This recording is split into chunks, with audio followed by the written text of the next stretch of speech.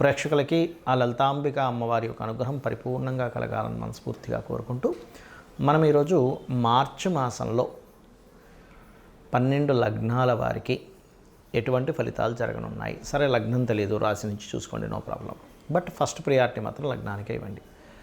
మరియు అదేవిధంగా ఏ విషయాల్లో జాగ్రత్తగా ఉండాలి, ఎటువంటి పరిహార మార్గాలు చేసుకోవాలి అనేటువంటి విషయాలు చెప్తుంది నేనైనప్పటికీ కూడా చెప్పిస్తుంది సాక్షాత్ లలిత అమ్మవారిగా భావిస్తూ అసలు గ్రహస్థితి ఏ విధంగా ఉంది అని చెప్పి చూసుకున్నట్లయితే మనకి మేషం నుంచి చూసుకుంటే వృషభ రాశిలో గురువు ఉన్నాడు, వక్రగతి పోయి. అదేవిధంగా మిథునంలో వక్రత్యాగం అయిపోయినటువంటి కుజుడు, కన్యారాశిలో కేతువు, కుంభరాశిలో రవిశనుల యొక్క గ్రహస్థితి ఉంది. అదేవిధంగా మీనంలో 3 గ్రహాలు రాహువు, శుక్రుడు, బుధుడు కలిసి ఉన్నారు.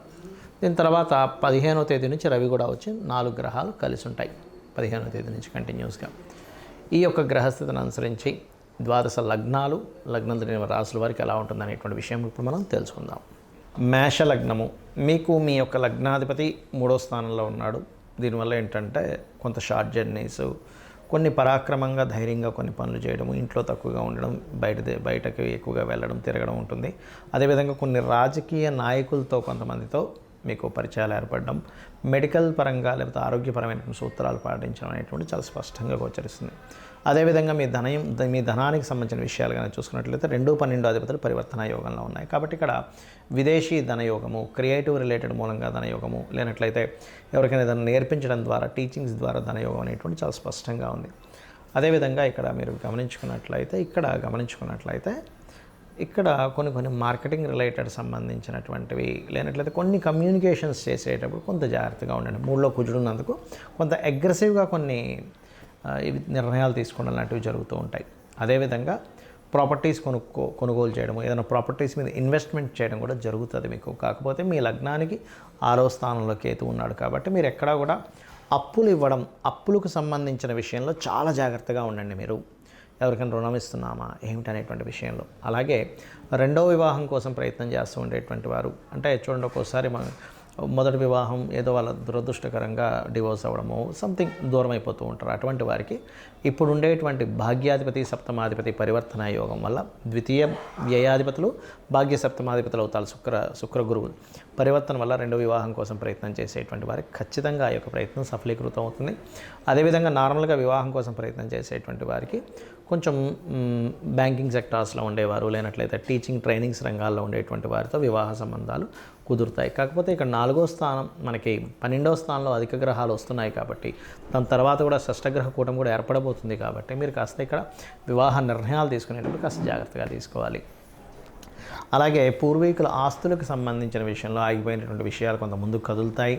మరియు అదేవిధంగా గమనించుకున్నట్లయితే ఇక్కడ మీకు ప్రధానంగా ఈ జాబ్ సంబంధించినటువంటి విషయంలో ఉన్న ప్రాంతం కాకుండా ఇతర ప్రాంతాలకు వెళ్ళడం ద్వారా మీరు జాబ్ సంబంధించిన విషయంలో మీకు పాజిటివ్ ఫలితాలు ఉంటాయి.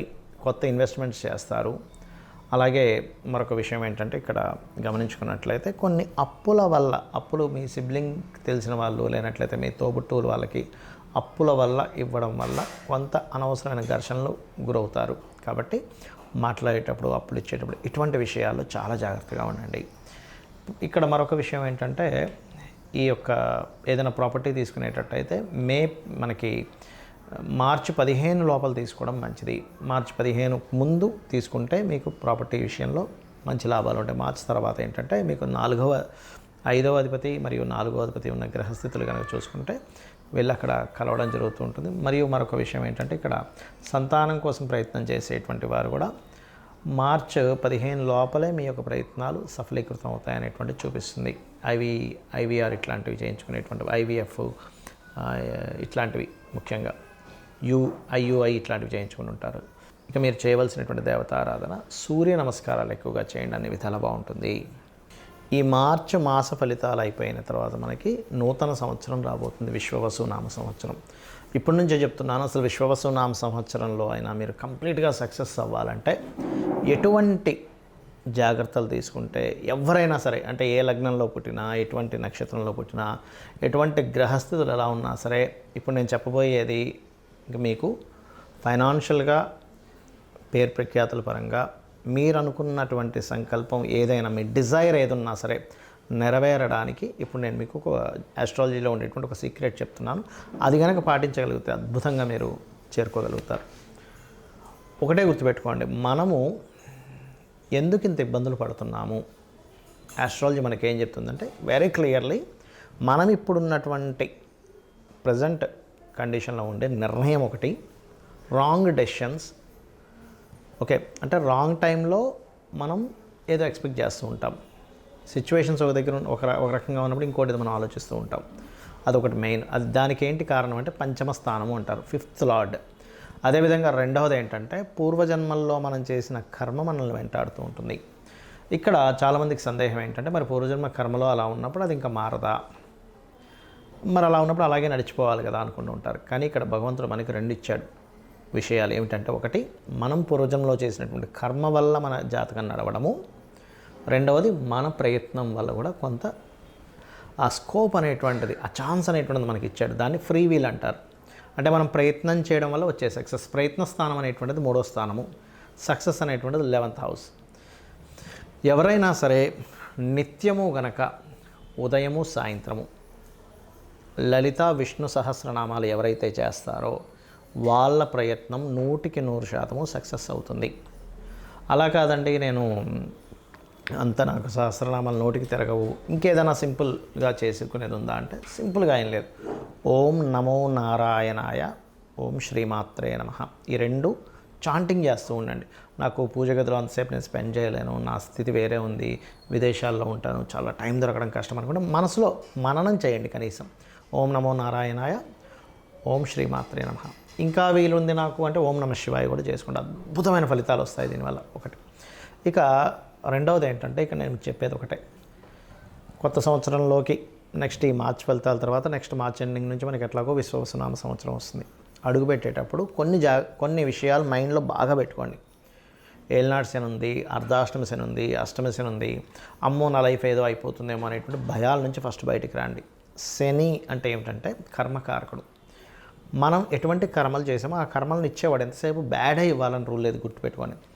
మనకి ఒక అద్భుతంగా ధనం సంపాదిస్తున్న శనే కారకుడు దానికి. Because of natural 10th and 11th lord ఆయన. 10th అంటే కర్మ, 11th అంటే లాభాలు.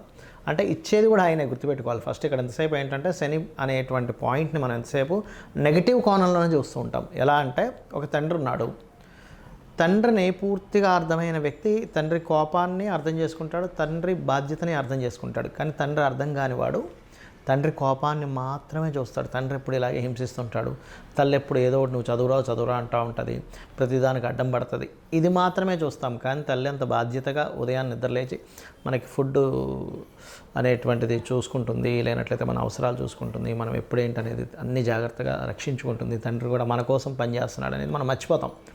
ఎంతసేపు ఆయన కోపడుతున్నాడు, నేను ఖాళీగా కనిపిస్తే ఏదో ఒకటి అంటున్నాడు అనేది చూస్తాం. అలాగే శని విషయంలో కూడా ఇదే రాంగ్ జరుగుతుంది అందరికీ కూడా. ఏంటంటే శని అనగా నమ్మో ఏలినాడు శని, ఏం చేయాలి గజగజ ఉనికిపోవడం, ఇది కాదు.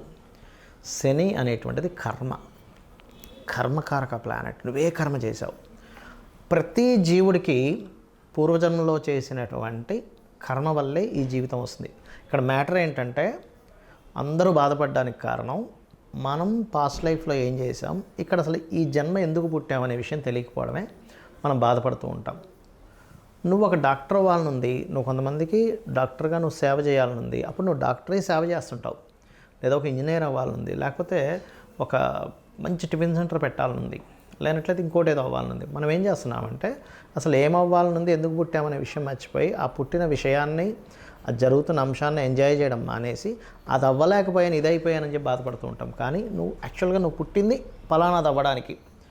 ఒక ఆస్ట్రాలజర్గా ఎవరికైనా ఏదైనా ప్రాబ్లం ఉంటే వాళ్ళకి గైడ్ చేసి వాళ్ళ ప్రాబ్లమ్ని గ్రహపరంగా ఏం చేసుకోవాలనేది స్పష్టంగా వాళ్ళకి క్లియర్గా చెప్పడానికి ఒక ఆస్ట్రాలజర్ అవుతాడు. అదేవిధంగా ఒక డాక్టర్ ఆ రోగాన్ని నివారించడానికి ఒక డాక్టర్ అవుతాడు. ఒక ఇంజనీర్ చక్కటి బ్రిడ్జెస్ లేకపోతే ఇల్లు కట్టుకోవడానికి ఇంజనీర్ అవుతాడు. అంటే అది కర్మ. అయితే ఈ జన్మని మనం ఎంతసేపు ఈ యొక్క జన్మచక్రంలో తిరగడమే కాకుండా పర్టికులర్గా ప్రతి వ్యక్తి కూడా 3 విషయాలు ఖచ్చితంగా పాటించినట్లయితే ఈ జన్మచక్రం నుంచి కూడా బయటపడతాడు. ఏమిటది అంటే నిత్యం లలిత సూర్య ఉపాసన చేయడము, పెద్దల్ని సేవించడము, ఇంట్లో పితృదేవతలను సేవించడము, ఏదైనా ఆలయాలకు వెళ్ళి సేవ చేయడం. ఇవి చేస్తూ గోసేవ కనుక చేయగలిగితే ముఖ్యంగా మీకు ఎటువంటి శని దోషాలు ఉన్నా, లేనట్లయితే ఎటువంటి కాలసర్ప దోషాలు ఉన్నా, లేకపోతే మీ గ్రహస్థితిలో ఎంత దారుణమైన స్థితి ఉన్నా, అంటే కొంతమంది అంటుంటారు, ఏమండి నాకు అసలు రూపాయి పుట్టట్లేదు, చాలా ప్రాబ్లమాటిక్గా ఉన్నాను అని అనుకునే వారికి నేను చెప్పేది ఒకటే, ఏమిటంటే నిత్యము పూజ చేయండి. నిత్యము పూజ చేయండి, డైలీ మార్నింగ్ ఈవినింగ్. ఏమంటే మాకు అది సరిపోవట్లేదు, నిత్యం పూజ చేస్తున్నాను, ఒక యంత్రం పెట్టుకోండి చక్కగా. ఆ యంత్రాన్ని ఒక రాగిదాంతో చేస్తారు. ఆ యంత్రానికి ఏంటంటే జలావాసము, పుష్పావాసము, ధాన్యావాసం చేసి దానికి శక్తిని చేకూర్చి దానికి జపం చేసి ఇస్తారు. యాక్చువల్గా అది ఇస్తుంటారు, కొంతమంది అడిగినప్పుడు నేను కూడా ఏర్పాటు చేశాను. బట్ ఏంటంటే మీరు ఎక్కడైనా కూడా తీసుకోవచ్చు అది. అయితే ఇక్కడ ఏంటంటే దాన్ని కనుక చేయగలిగితే ఇంకొంచెం స్ట్రెంత్ పెరుగుతుంది మీకు.